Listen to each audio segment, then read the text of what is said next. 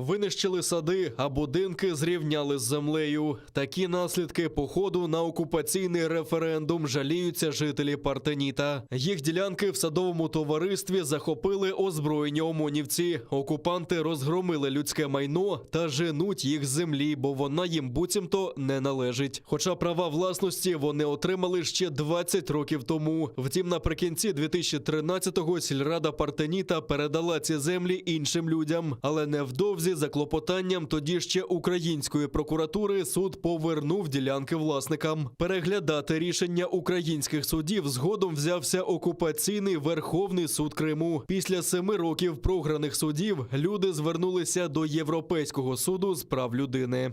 Ми йшли в Росію, біжали на референдум голосовать, а теперь 7 лет я в какой-то непонятной борьбе.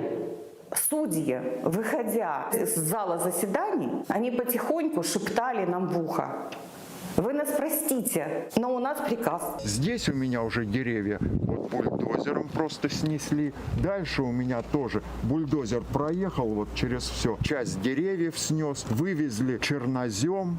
С этого сада мы просто питаемся. При России у нас забирают землю, которую вот мы ухаживали, из помойки сделали сад. Вот. А тут вдруг приезжают люди с готовыми документами и говорят: это мое.